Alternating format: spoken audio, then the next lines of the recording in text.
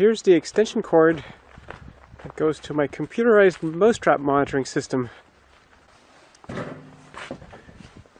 And I've got a light on here, and I've got my Raspberry Pi, and there's a camera module right there aimed at the mousetrap.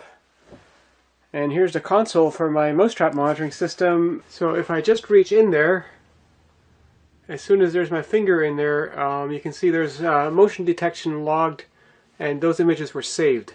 And I took the water out of this one just because I don't want to show mice getting killed on YouTube. The idea with this kind of trap is that the mouse eventually gets on the can to get at the bait, and the can rotates and the mouse falls in the bucket and drowns. But as you can see, the mouse is very good at avoiding getting onto that can and falling in, and it's still getting at some of the bait.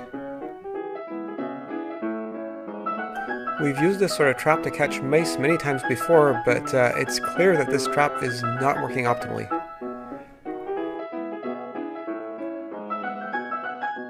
It looks like that mouse is just too darn clever, so I have to build a better mousetrap. So I put little stones in this one, so this one's actually fairly stable, and I'm hoping the mouse will trust it enough to actually walk across it. So when it gets to this one, hopefully it'll just fall in and it won't have anything to grab by. So the can is stable enough to hold the mouse, and let's see there. Oh, gotcha! Haha! So the mouse then spent over an hour trying to get out of that bucket, but it did manage to jump out eventually. And what do you know, it just goes right back at it.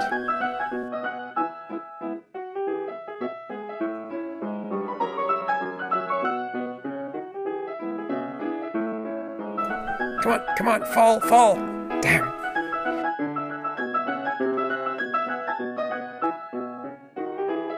I gotta really admire the daring and the agility of that mouse. It's just amazing.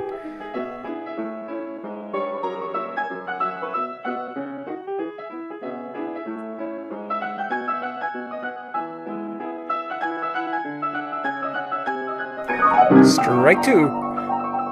Whoa, that was much quicker getting out of the bucket this time. There it goes again.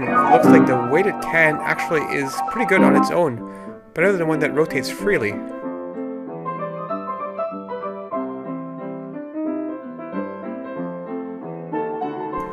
And here we go, at it again. And let's see.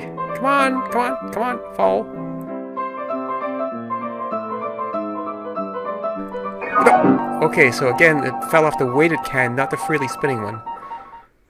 I guess that trap works as long as the mice are hungry enough, but I want to build something to catch them while they're still cautious.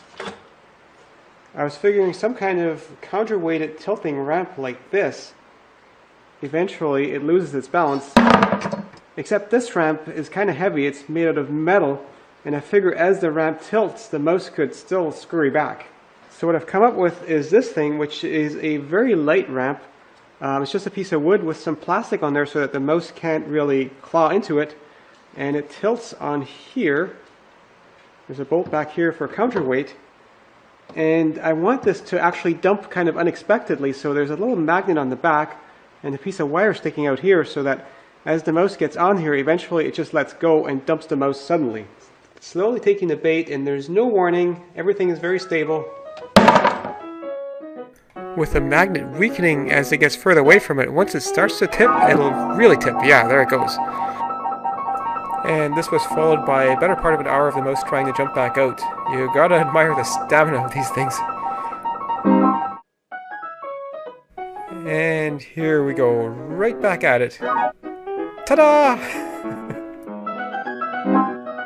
It's out. Oh, not out for very long this time.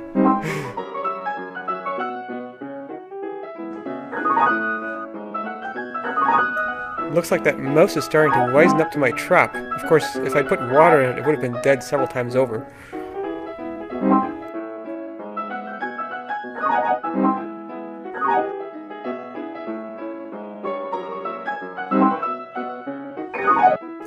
It's funny how many times that mouse falls in the same bucket. This is actually pretty cool because if it was a different mouse each time, I could really catch an awful lot of mice with this trap without significantly depleting the bait.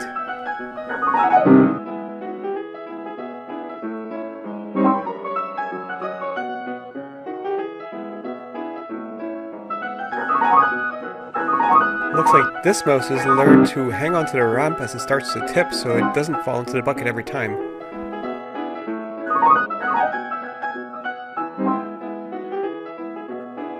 So all these clips with the tipping ramp were actually recorded over the course of a week, and later in the week the mouse actually no longer went onto the ramp, so it learned eventually that it's just no good going on there.